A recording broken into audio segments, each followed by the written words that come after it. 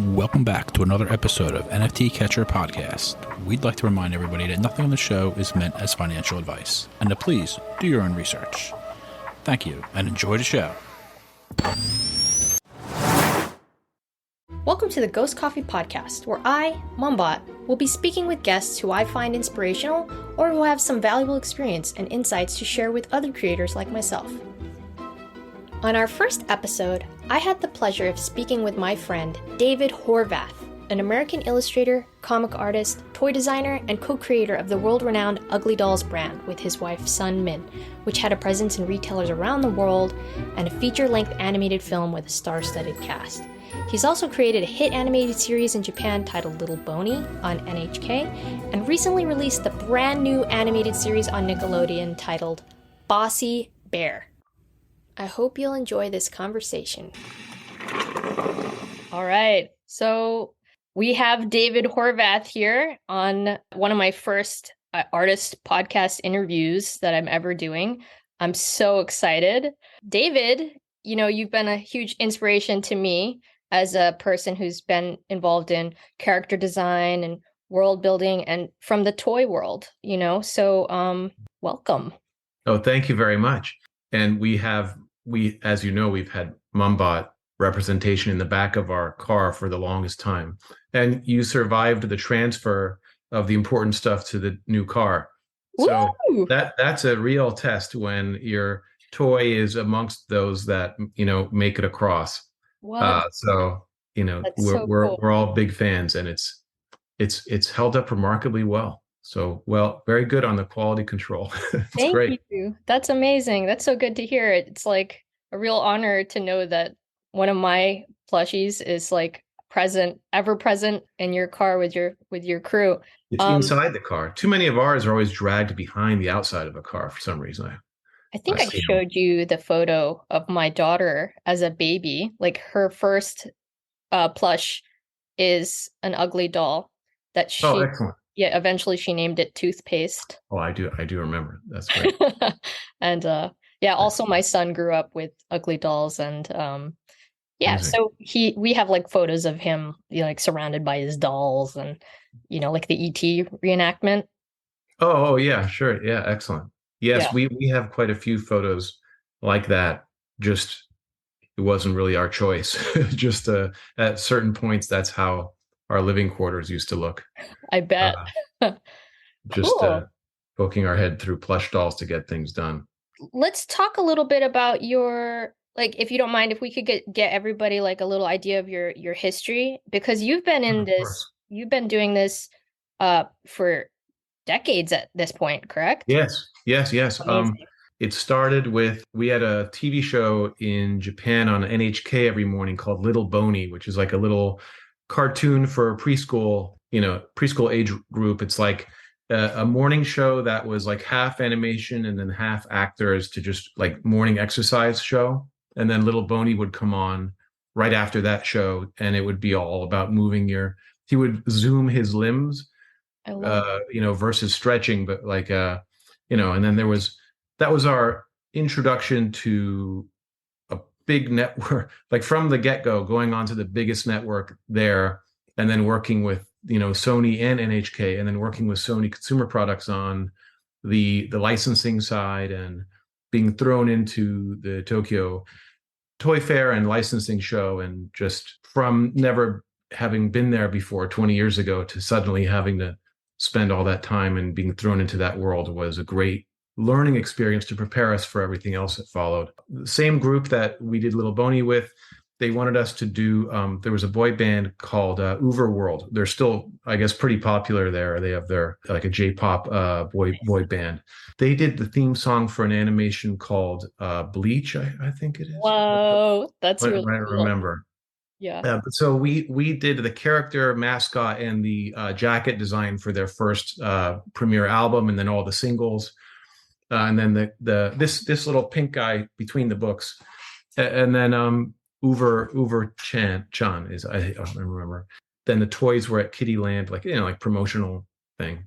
Then while we were doing that, we were kind of growing Ugly Doll from zero. And that started at Giant Robot in Los Angeles and at Zaka in New York City on Grand Street. We focused on every place other than toy stores. So like the MoMA store in Soho or the Whitney Museum gift shop. There's more museum gift shops in there on McDonald's and Starbucks combined. So that's like a huge white space that still presents quite an opportunity for aspiring character designers and those who want to make their own toys. You don't have to go to Walmart. There's way more stores just in it's just harder. It's just harder because you have to call every single one of them, right? One by one versus getting one order for a I just want to chime in and just dig into that for a second because I feel like a lot of artists don't have the skill that you have to even recognize the importance of the placement of your brand and whose eyes will see it, what kind of collector will be purchasing this, who appreciates the story or maybe the fact that an artist is behind these toys. It's different. Yes, it's different, and it's how Hello Kitty and all of those under or next to succeed and thrive and make the billions that they do. I thought I was nuts by doing that, thinking that was the right way, which I'll explain very quickly. And then I became very friendly with my friend Craig, who runs Sanrio in the US. He actually introduced me to NFTs through showing me I think Nifty Gateway, the website. He's like, look at this. These guys are making millions selling pictures. 2020, that era when they were really popping. Yeah. Every time I called him to collaborate on something, he would try to turn the call around to try to start a new company together or something. And then he was like, well, check out Nifty Gateway, right?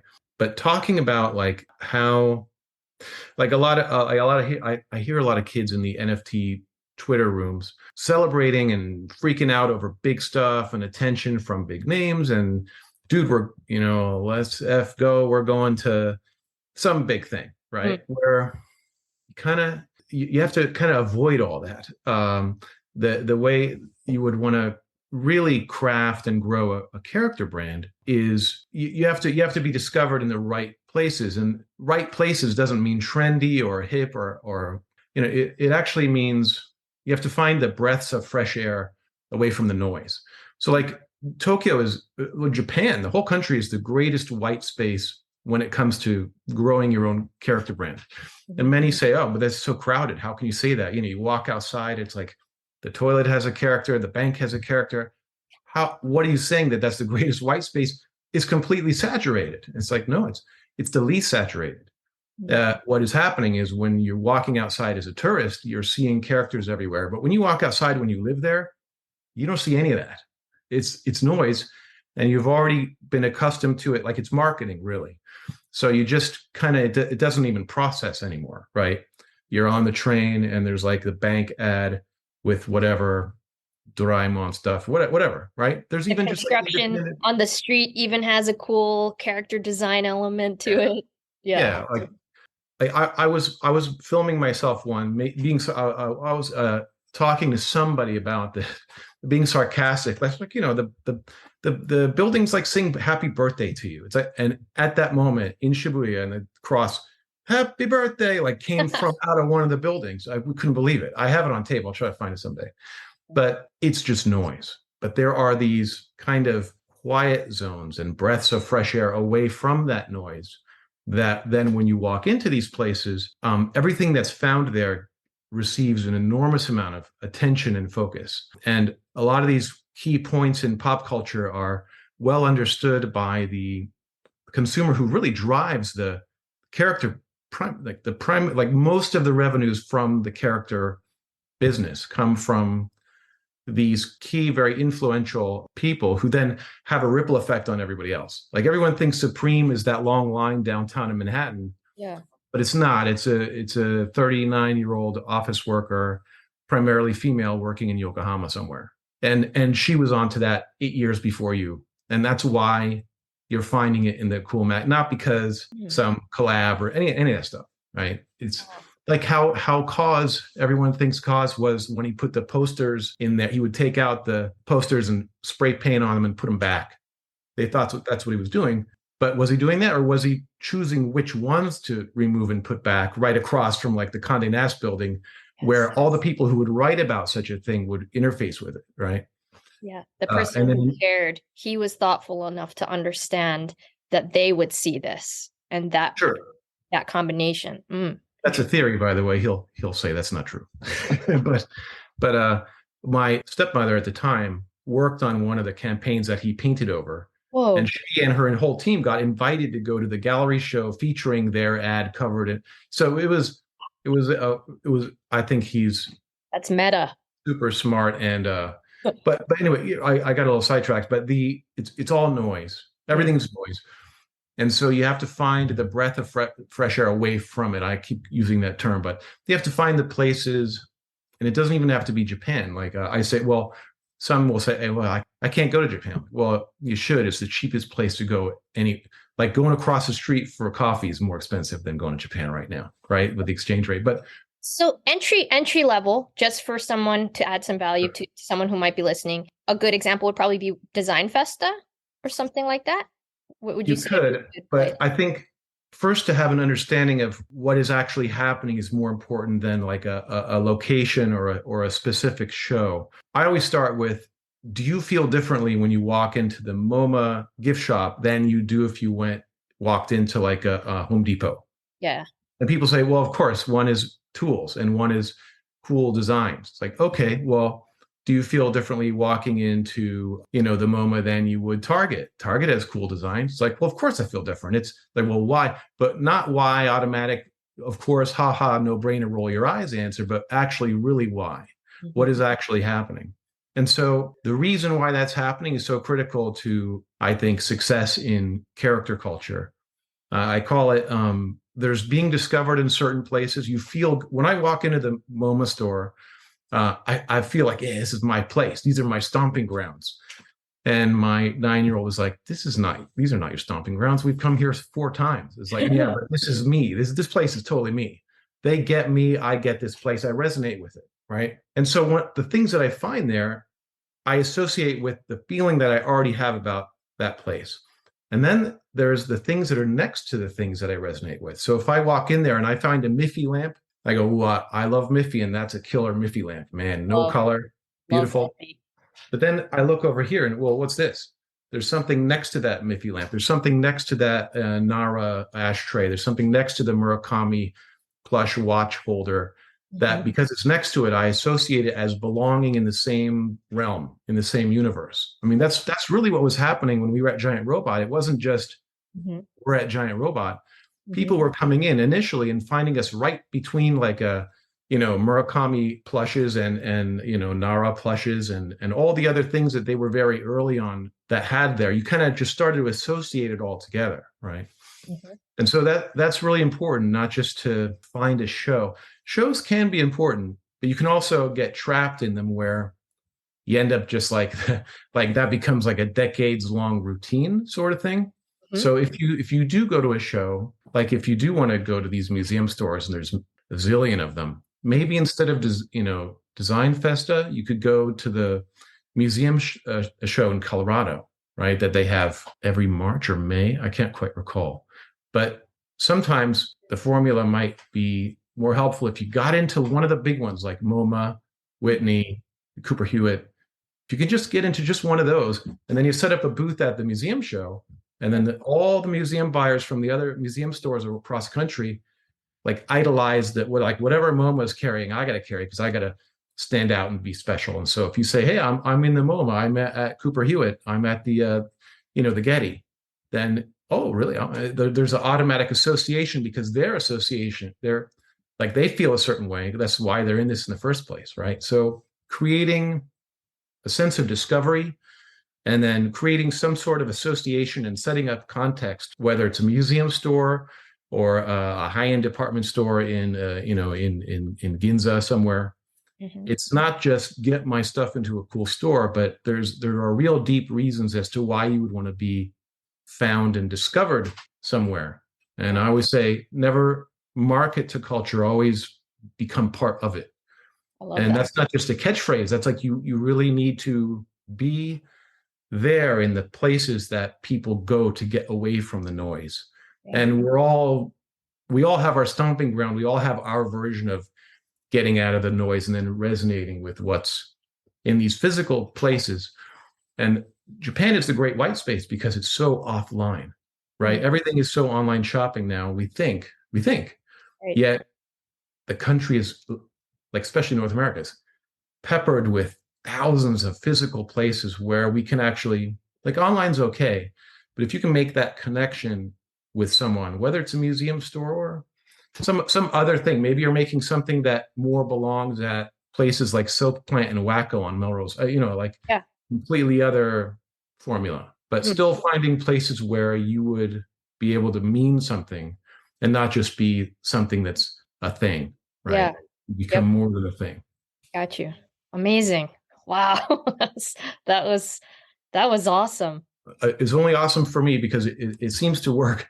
We've applied that for the last 20 years, and so far, knock on wood, it still seems to work. The formula has not changed that much, and it seems to be, that. And then, like, the other kind of trap I see is many rush to, like, brand collaborations these days, especially. That's huge. That it is, but it's also become quite expected, right? Yeah. Where they were very powerful when it had never been done before, like TV in the 50s.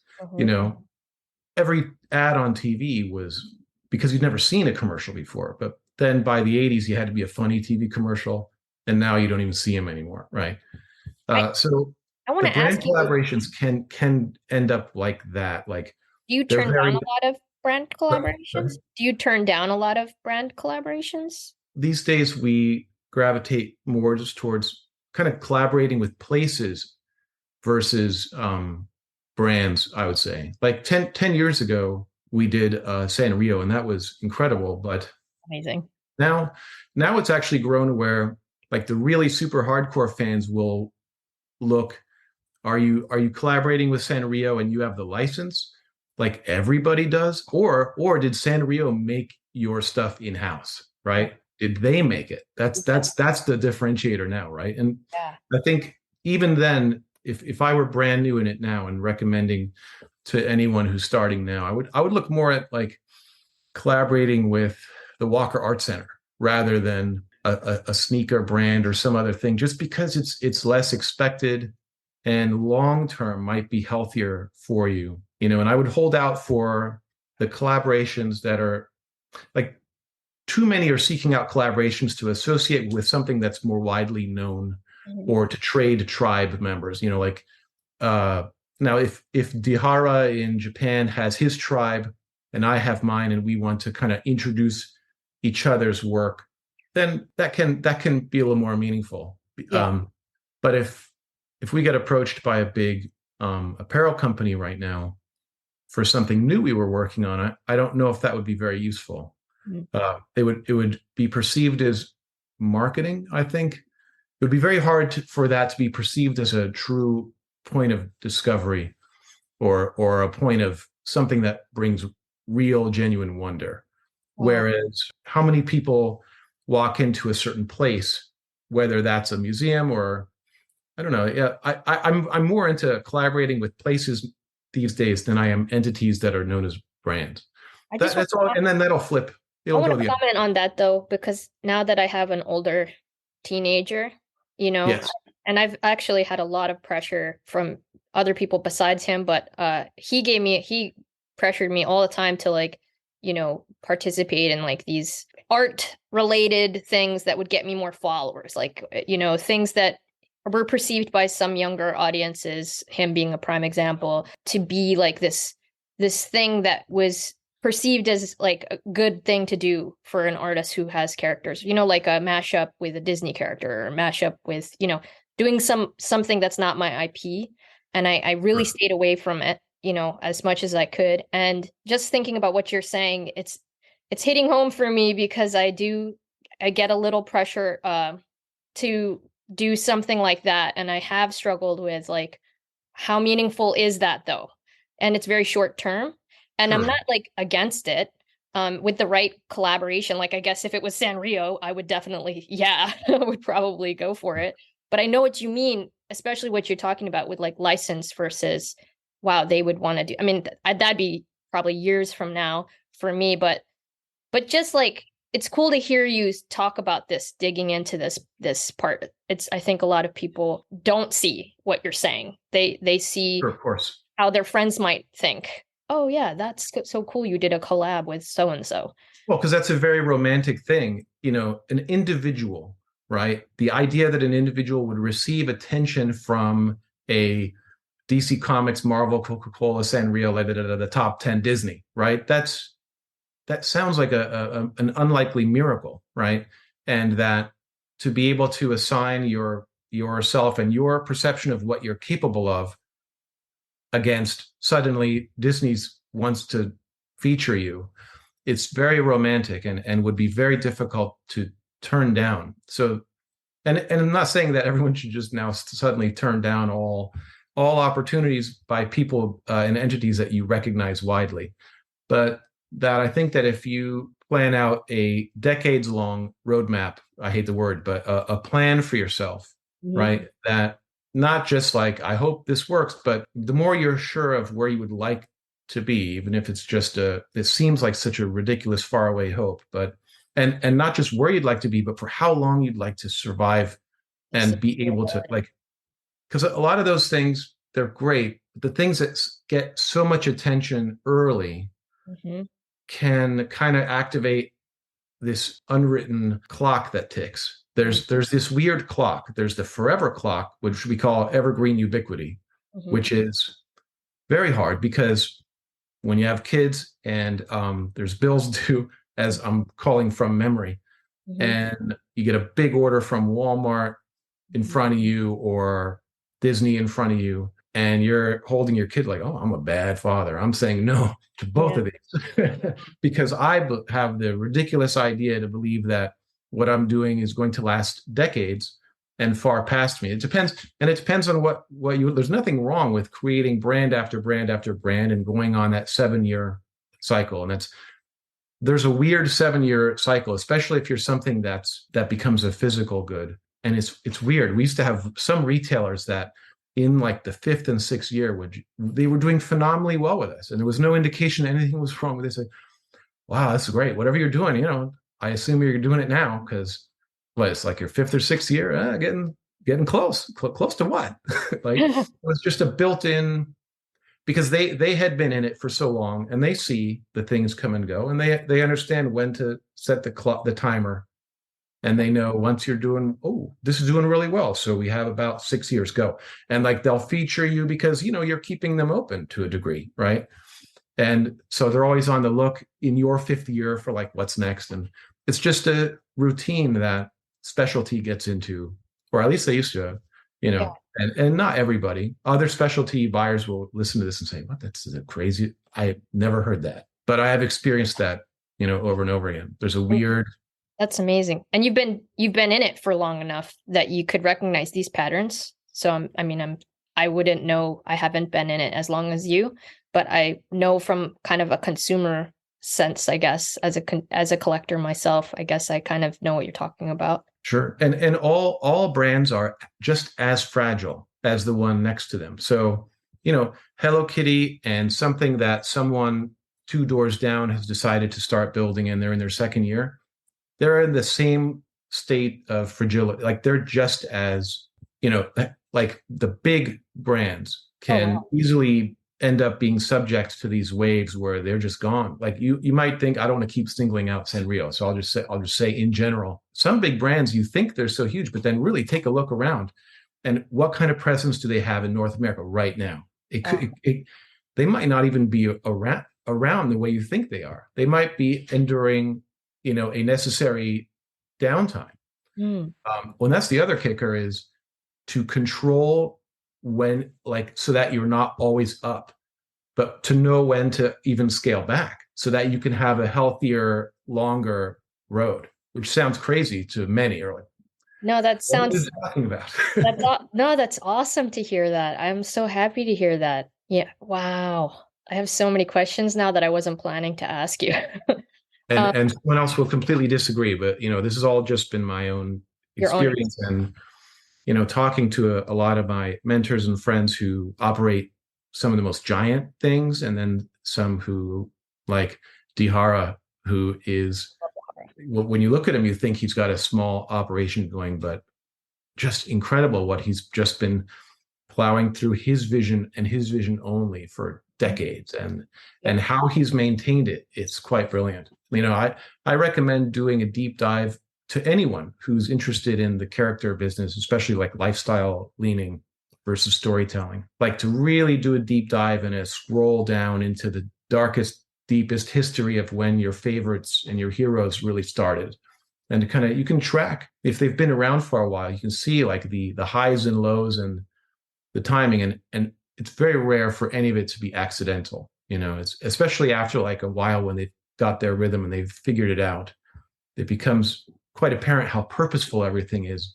You can see the more purposeful it is, and the more wise the decisions, the higher likelihood of them still even of them thriving now today. Who are some of your heroes or biggest influences?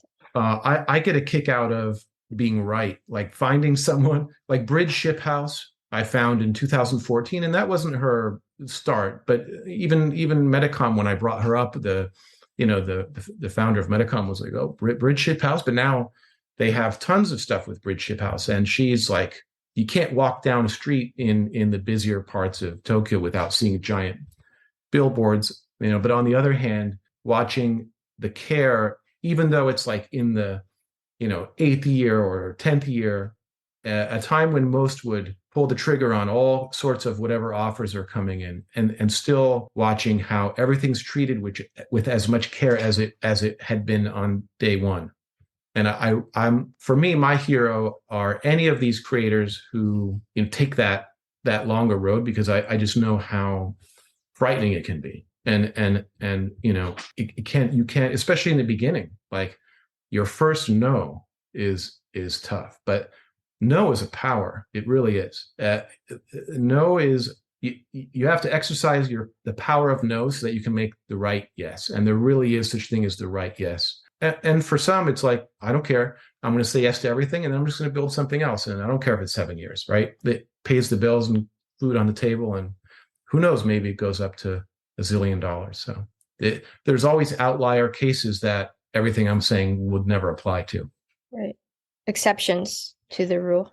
Sure. Yeah. Yeah. If there is a rule, but there's more approaches that seem to work really well for those who are interested in doing it. And it, to many I speak to, especially like kids who've never attempted it before, it feels like, I'll never forget, one said to me, I've been scrolling through Instagram and these illustrators are so amazing, and yet nothing actually is happening with them. So if they're that incredible and nothing's happening to them, then what chance have I got at anything, right? Look, this is what I can do, and I want to do this.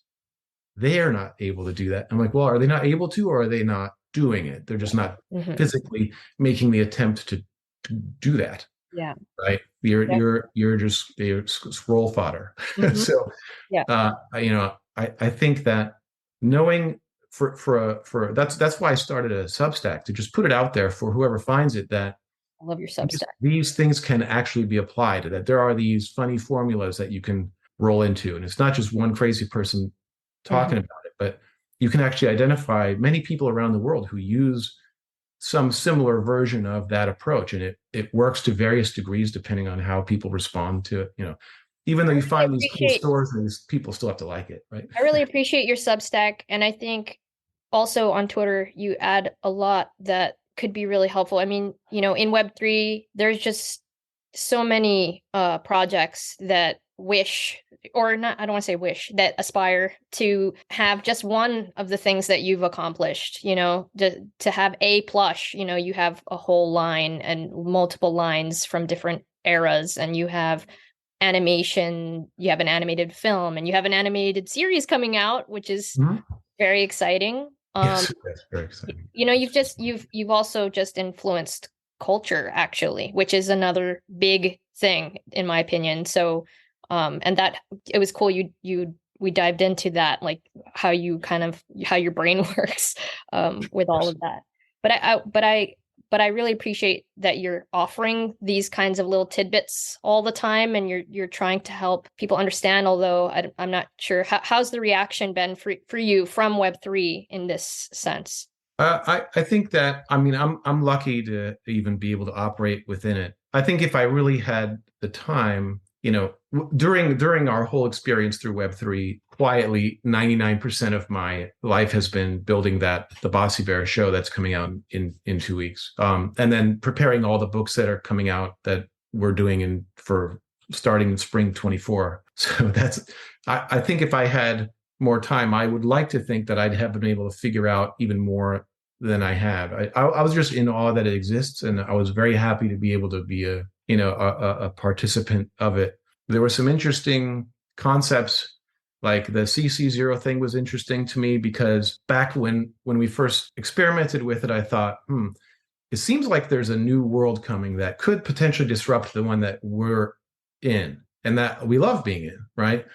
Our world is not perfect, though. Our business has weak points and could use some disruption. So I thought, oh, here comes the Uber to our taxi cab kind of situation. Yeah. And I really wanted to embrace it and kind of foster, because that would just screw up everything that our system, and that's healthy. It would make it better. You got the guys at the licensing show with the suitcase with the wheels dragging, like, hey, what's the new thing this year? It's getting a little tired. There's a misconception that, like, release a movie and then your t-shirts and toys sell like crazy. Those are actually outlier cases. You can have the hit movie of forever, like the Avatar toys from Mattel 10 years ago or whatever it was, didn't sell at all. Like the big movies that you saw come out over the last 10 years, half of the toy lines associated with them didn't move.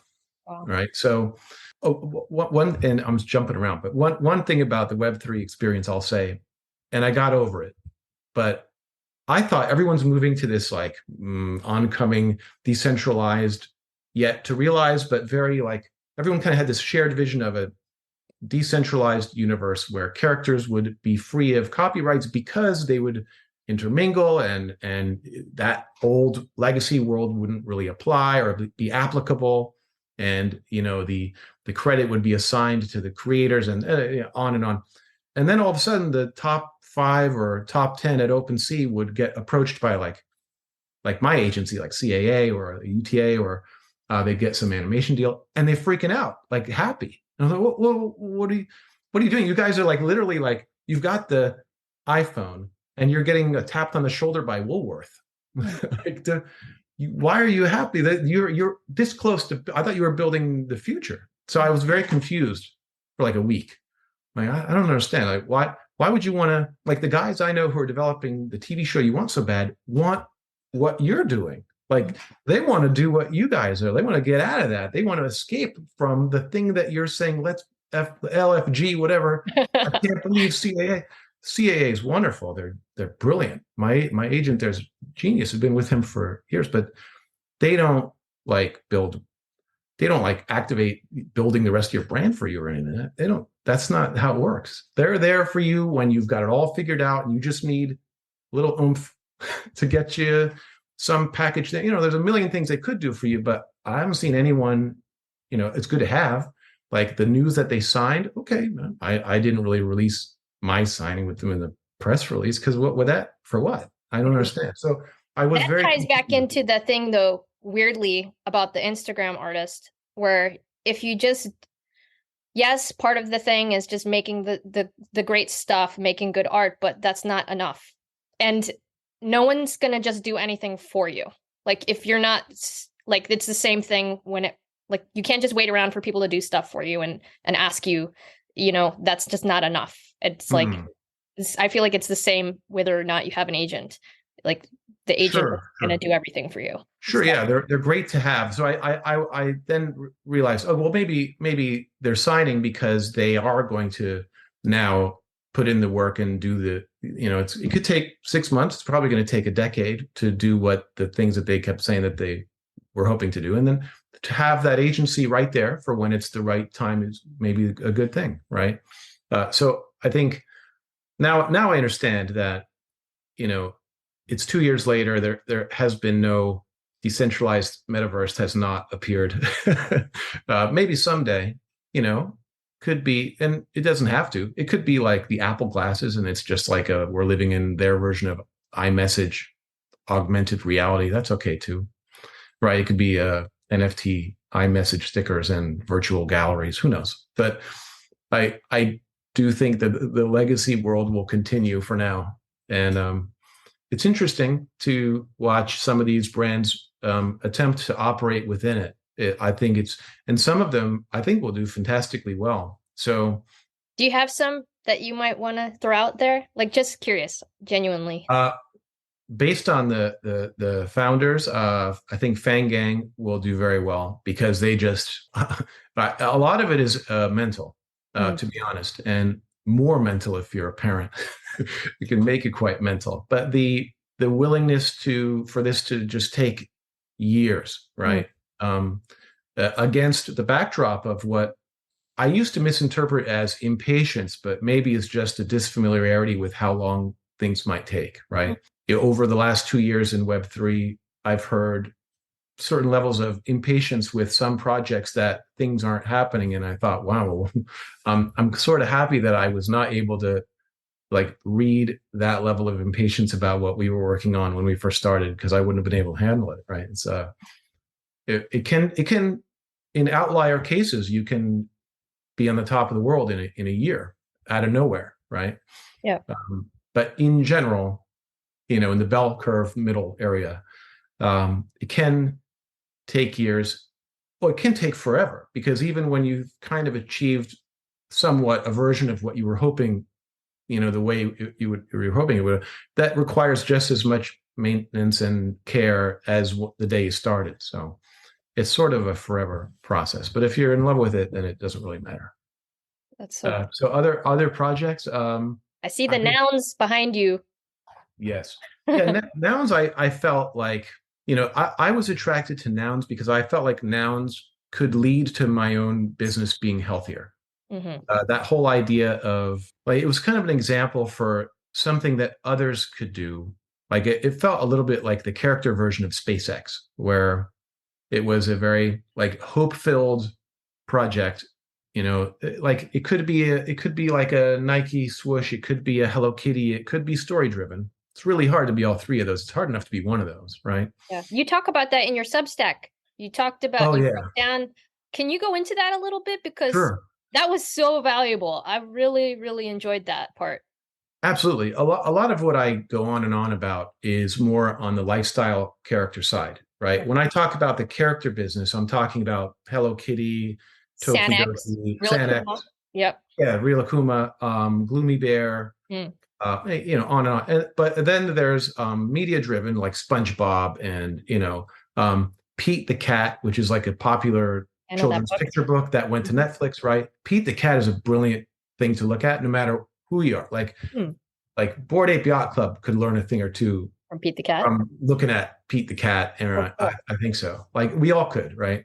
Like the other children's book picture book illustrator and author I love that I'm friendly with is Mo Willems. I love Mo Willems. If you look at the history and how like his path and how committed he was to the longer journey and not just putting out tchotchkes everywhere, which he could have done.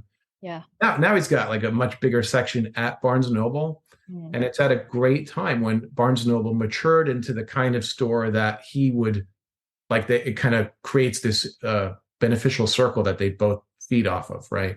Whereas if he did this 10 years ago at Barnes & Noble, it would be misunderstood and not go over the same way. So growing with your ideal retail also is a thing. And I recommend looking into that too. Like Barnes & Noble, they just brought in Moomin about a week ago. And if that plays out right, Barnes & Noble could flip from almost going out of business to end up being like we live in South Korea, but we have an office here in the middle of farmland in Texas. And there is no MoMA shop here. Like Target is the cool kids place. But Barnes & Noble, there's 16 of them around us. That could end up being like our MoMA, like the place you walk into that makes you feel different, right? Which is the ideal setting for introducing things that you want to be discovered somewhere, and you want people to feel a certain thing. It helps if you're in places where they already kind of feel a certain way about the place. They like providing an experience around the products that are also kind of providing an experience. Yeah. I think that's still very important. So I thought early on, to answer your question more, like I thought Cool Cats had the potential to be like a Hello Kitty, but like you said, like I've been trying to make it clear, at least in my opinion, there's like the lifestyle character brands are very different from a story driven. Like if they, and you can be story driven like Peanuts and Snoopy and then move into lifestyle. But then if you start off as lifestyle, it's very hard to cross the other way. I can't think of one example where it's worked out. Like Paul Frank started out as lifestyle. So, yep. Attempted to make the jump over to being a preschool brand, and then it did what it did. It's very hard to go the other way. But something like Peanuts that started as a newspaper comic, and then maybe our generation knew it as a Christmas special and plush dolls and lunchboxes, right? But in Japan, it's a major threat to Hello Kitty, and it's going after her, the post-university age to mid-50s of female consumers for the most part, who drive most of that the character business and have such that ripple effect on all the other territories, right? So like when the Snoopy movie came out, they almost lost it. Like that was so confusing because you don't want to be this and it's like a part of your life, and then that's for children. I don't know, what are you doing, right? Like the Moomin stuff in Japan, it would be very hard to, like, if it's a lifestyle brand, it'd be very hard to introduce Moomin as a kids show in Japan, I think, right now, right? They have the Moomin Cafe in Thailand. I remember there were certain character brands that have cafes. Hello Kitty has a cafe, Moomin has a cafe. I'm trying to think. There were a few. I think Gudetama, maybe. Mm-hmm. Mm-hmm. Yeah. Cafes can be really, really great. And you don't have to wait until you're huge to do it. Cafe culture and character culture is big in Korea also. I would like to have a ghost cafe. Yeah. There was a Playmobil toys, Playmobil, the little German figures. Love Playmobil. I have a little collection. I love the design of those toys. I have this one. It's a Starbucks barista. Oh, cool. So like, in South Korea, the idea of adults buying toys was like, I knew the couple thousand kids who did, but it was a couple thousand people. The average adult didn't collect toys at all. In fact, they would even, in general, move their kids off of toys earlier than most other territories. And then all of a sudden, some kids started taking some adults would bring Playmobil, like retro used, bought on eBay or wherever, used Playmobil figures. They bring them when they meet their friends in cafes, and they take really high quality pictures of them. Love that. Yeah. The tables, then share them on Instagram. And then over the years, that became kind of like a little subculture of, adults bringing Playmobil and posting cool pictures of them. And then Starbucks caught on to that in South Korea and released a whole line of Starbucks Playmobil. What? And genius. Overnight, they changed consumer behavior countrywide. Like Amazing. Every single location had 200, mostly ladies, waiting outside 2:00 in the morning in the dark, in the freezing cold. Just the flip opposite of what you'd seen, historically. And now it's forever changed. So you can, with one project, or like things you're doing might seem deceptively small, and you could be having a much bigger impact than you think. It's usually the small things that do it too. The big things rarely lead to big things. So interesting. What do you call those? Like little seeds, little breadcrumbs? Do you have is there a word for that? I was talking to someone the other day who was tinkering with the idea of taking venture capital money for their character brand, which is still in its infancy.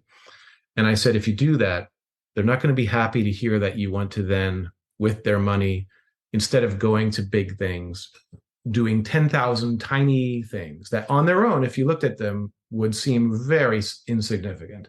Like once you take money, that play will be very difficult. Like to say to anyone who's investing in you, hi, I want to remain the right kind of small for 10 years.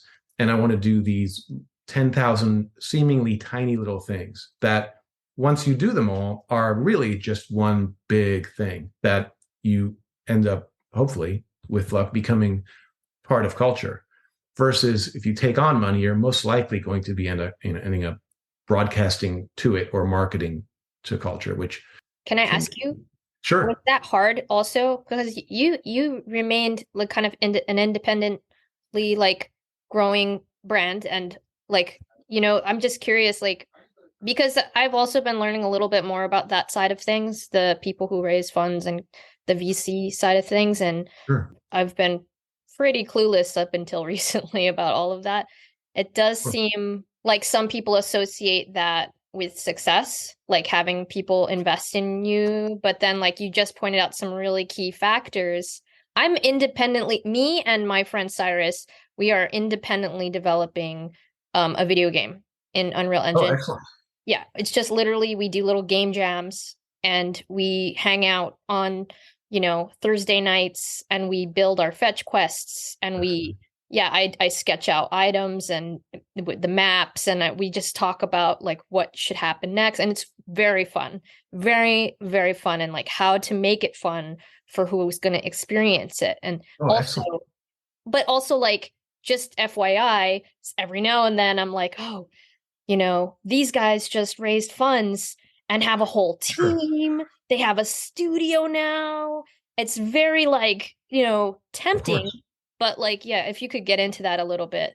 Well, I think if you're building a game or if you're trying to get a movie funded, um, you know, go chase that, right? Because those are I don't know enough about the game world to be able to say that keeping it small and boutique has a potential positive impact, unless you're building that game simultaneously with some like a character brand aspect and it's not just a game brand. But if I was building my version of like, I don't know, just a video game, right?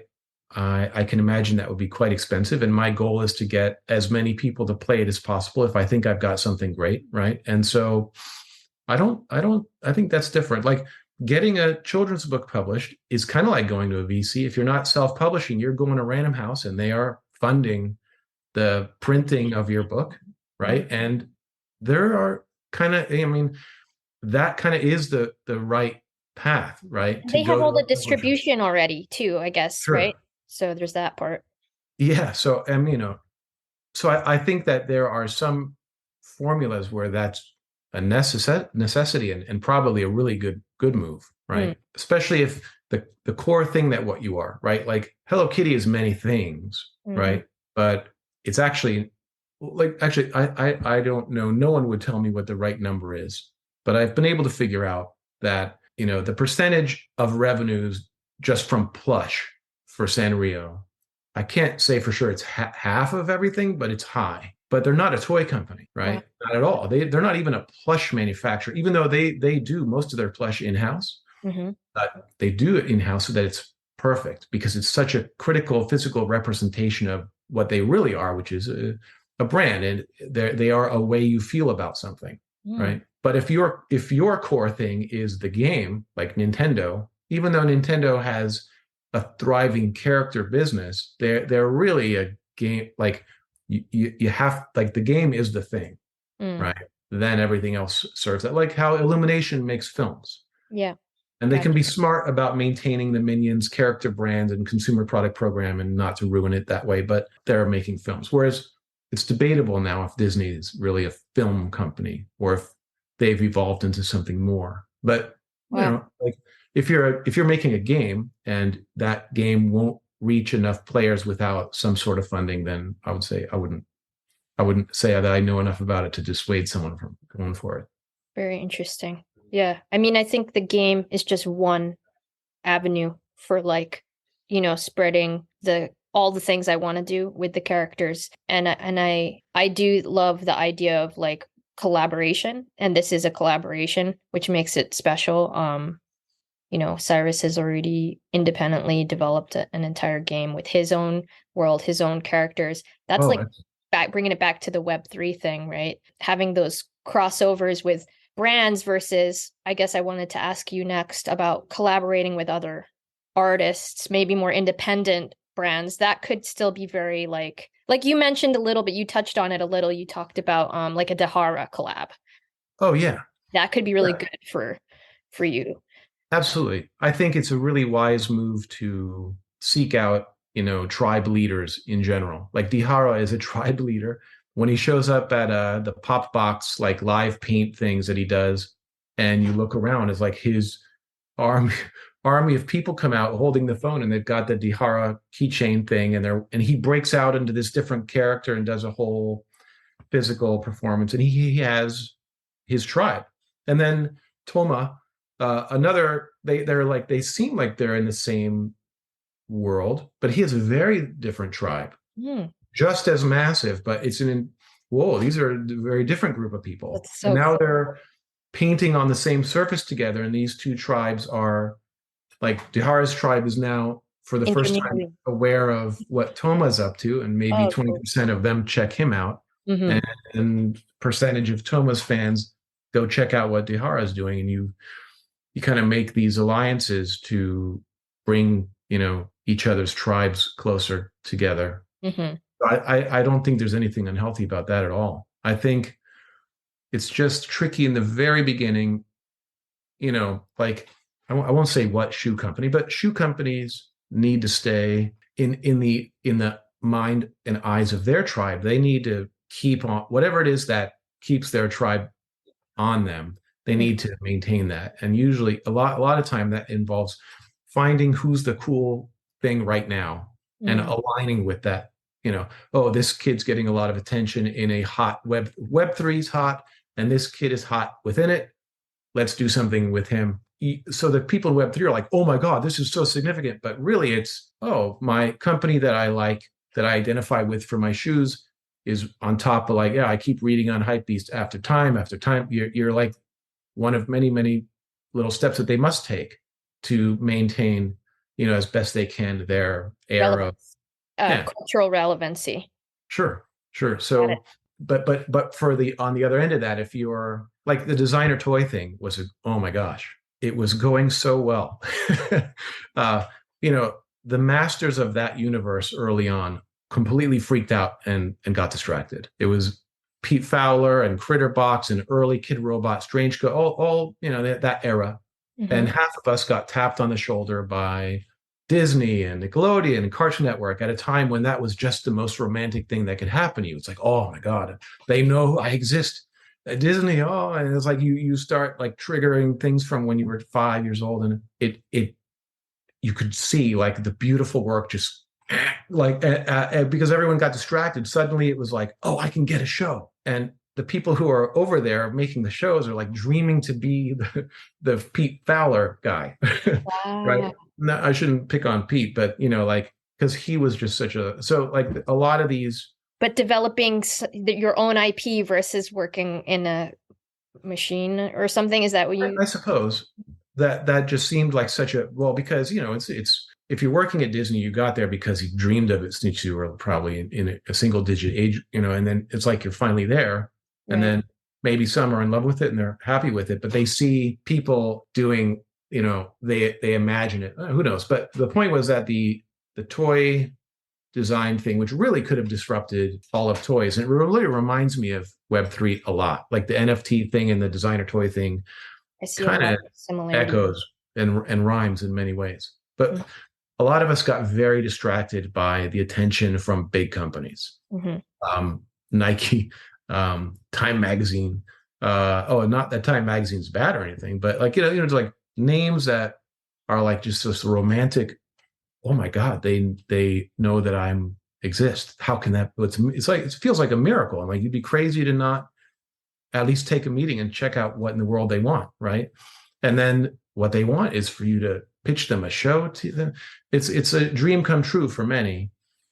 And it just kind of distracted a lot of us. And so you could see some were able to move in because of that distraction, and some took the opportunity to kind of pick up the ball and run with it. And then Funko really picked up the ball and ran with it. Not distracted by any of that, but instead getting all the licenses, slowly. Funko was always in the corner with the bobbleheads.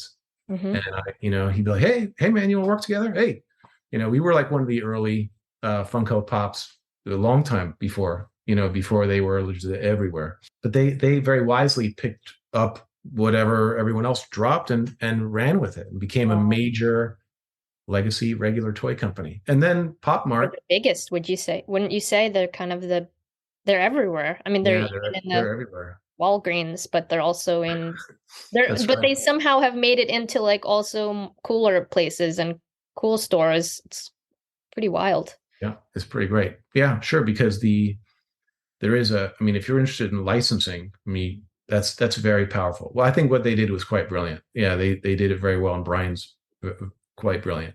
Pop Mart did their, what they did. They did like two times Mattel's market cap, right? Based off of a combination of what was going on in the US and what everyone was building in Korea and Japan and at the Taipei Toy Festival. And they kind of learned a lesson from Murakami when Murakami did Super Flat, right? He very smartly made a show for people who had no idea who he was, but he kind of curated it and made him like it was his thesis, otaku culture, and he brought in many who were just his equal, but it felt like, oh, but Murakami is the guy, and then there's this, then these are all the other ones. And Pop Mart sort of did the same thing where they had the Beijing Toy Show and the Shanghai Toy Show every 6 months, one of the, so once a year, Mm-hmm. 6 months apart. And they would bring in all the heroes from the toy world and the character world from Korea and Japan and just Taiwan and everywhere. And sometimes just invited them for free and gave them amazing space. So it was this incredible thing you're walking into, but they were, front and center, like the things that they were doing. It was their show. So Yeah, they made that. Just to give context to anyone who doesn't know, that those shows were the shows. Like, I mean, and that's a big thing to say because they were around a smaller amount of time, and then like still like there's still other amazing toy shows, like TTE Thailand Toy Expo and Sure. The Taipei Toy Festival, Sure. right? Like there's so many other really high up there like good shows, but they became the show. It was like the one that was the best. Yeah. Yes, absolutely. Whereas the Taipei Toy Festival is just a show, or DCon is just a show, not just, but it is what it is. It's Comic-Con. Comic-Con is not also trying to be a toy company and get you to fall in love with, and focus on their brands. And that's really what Pop Mart was doing. They were using everyone else to introduce you to the world of this, all this stuff, but then kind of like narrow it down to where the focus was really razor sharp on their pretty beautiful product line. That they didn't just do that and then it was like by chance. They had the goods to back it up, and great toys. Great toys.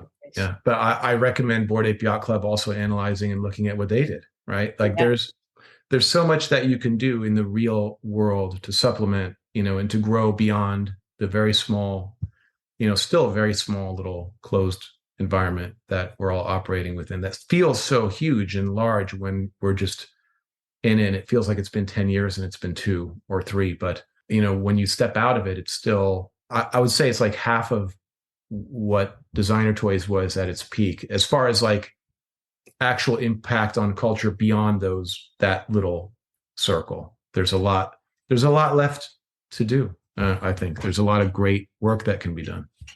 I just wanted to comment about that a little bit because it was really fun to see the Web3 section at DesignerCon for the first time last November, and the reaction of a lot of the people I know through Web3 being in the presence of like so many people doing it, right? But who aren't in Web3, right? Oh, right. That's right. Yeah, that was really interesting and kind of fun to see and feel the energy. In another, just to point this out, I have a little bit of a pet peeve with both. I don't want to call them sides because we're kind of all trying to do something similar, but sure, I know not aware. But you know what I mean? There's like this. There's like these. There are people operating in Web3 who kind of like want to think that, I don't know, maybe that they're not doing the same thing and that it's different. But then when you're in those scenarios, you realize, oh, this is also what they're doing. But then on the flip, I can also see how much it would benefit people who aren't in Web3 to kind of look into what is becoming available and the technology behind it, and And because it's such a, like you just said, it's such a small, early space at the moment. Still, there's so much room, to grow and for things to.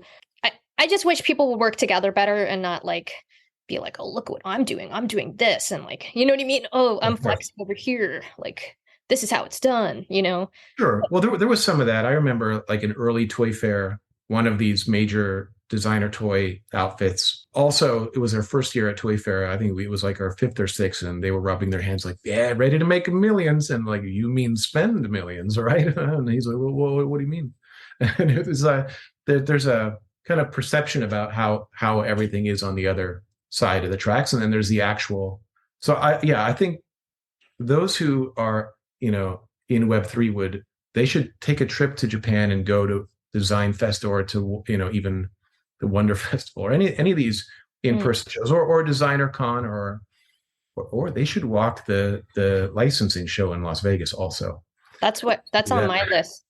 Yeah, the licensing shows has been on my list for a couple years, and I had been speaking to somebody at the Japanese licensing expo, but then it was the pandemic.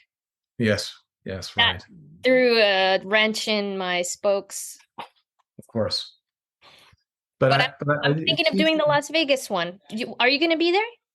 No, I don't know. I'm sure I'll have to go sometime. I absolutely recommend everybody go at least once, even just to be on foot as an observer, to really to go to that, and then to go to like the Designer Con and to kind of keep both fresh in your mind as you experience the other one, and to think about how the same and what the similarities are, and how it's kind of like the same world in a way, but how very different the procedure is, right?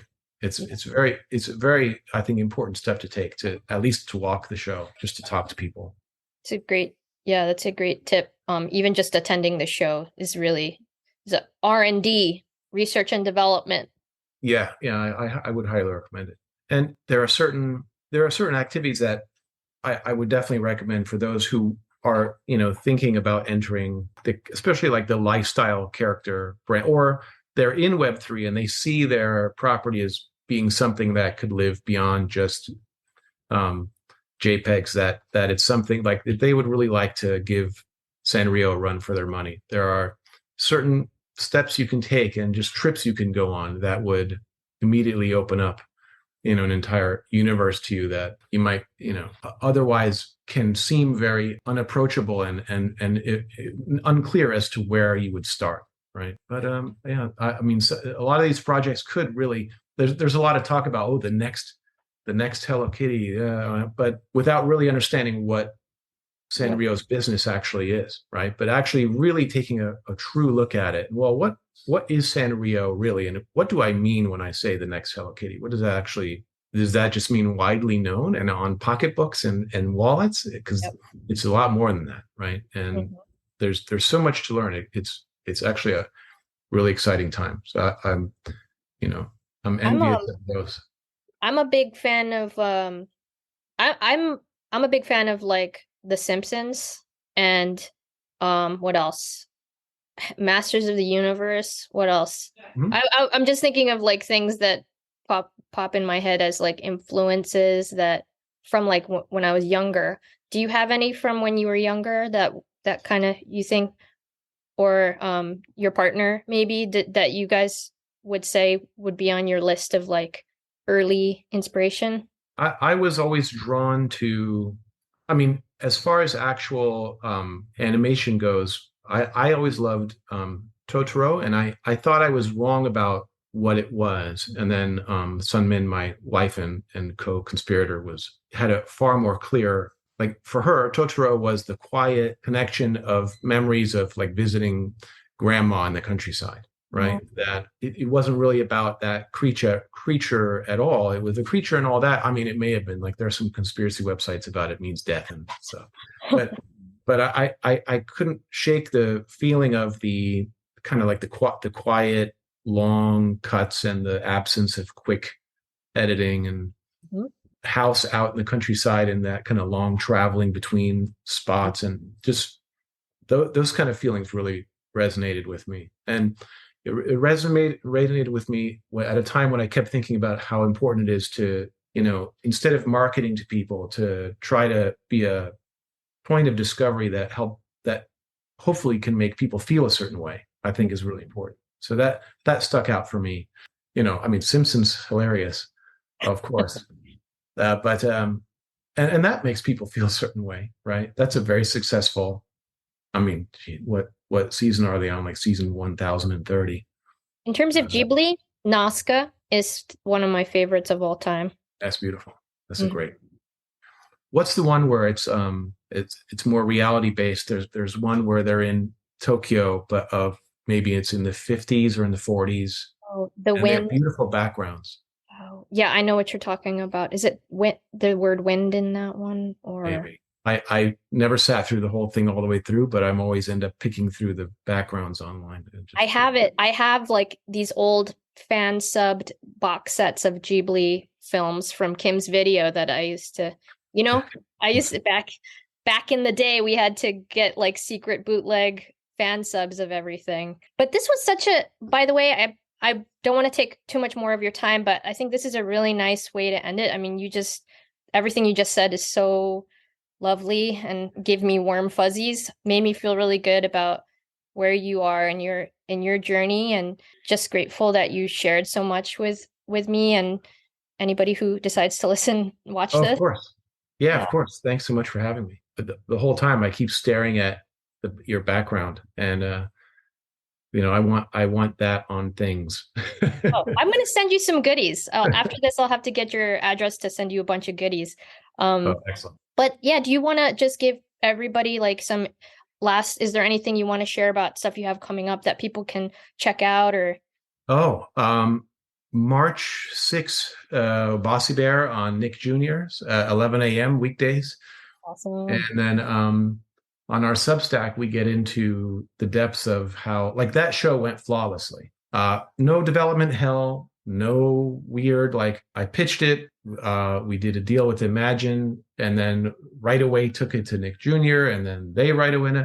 And like, so everything went extremely well, but we started in the end of 2018. So it doesn't always take that long. I've heard of shows, 0, and then 2 years later, it's on the air. But that was the first flawless experience I've ever been through. And to give everyone an idea of how long these things can take, and that it shouldn't be like, if you're 2 years in and you don't feel like you're getting anywhere, you're probably off to a good start. I wouldn't be discouraged. Too many, I think, would grow discouraged quickly. And I think if the more you plan and the more you study the world that you want to inhabit, and arm yourself with just as much information as you can at all times, but that don't rush it. Be patient. Yeah, absolutely. So cool. Well, thank you so much, David. Oh, sure. Thank you very much for having me. Great to see you. All right. Follow David Horvath on Twitter at David Z Horvath. You can also follow me on Instagram, Twitter, YouTube at MUMBOT, and at MUMBOT World on TikTok. Thank you so much to Andy at the NFT Catcher podcast for powering this episode. Shout out Michael Keene, Jennifer Suto, MUMBOT World, and Ghost Club. Thanks for tuning in. Let's go! Thank you for tuning in to the NFT Catcher podcast. We hope you enjoyed today's episode and learned something new about the exciting world of NFTs. If you enjoyed today's episode, please take a moment to subscribe to our podcast on Apple, Spotify, or wherever you listen to your podcasts. And if you really love what you're hearing, please leave us a rating and review on your favorite platform. If you want to stay up to date with the latest news and insights from the NFT space, be sure to follow us on all the socials at NFT Catcher Pod. You can follow Jennifer at Jennifer_Sudo and Michael at NFTicket. I'm your producer, Andy, and I'm at AJC254. Our theme song's by It's Just Los. We always appreciate your feedback and support, which helps us reach more people and bring you informative and engaging content about NFTs. We look forward to bringing you more great NFT content in future episodes. Thanks for listening. Peace.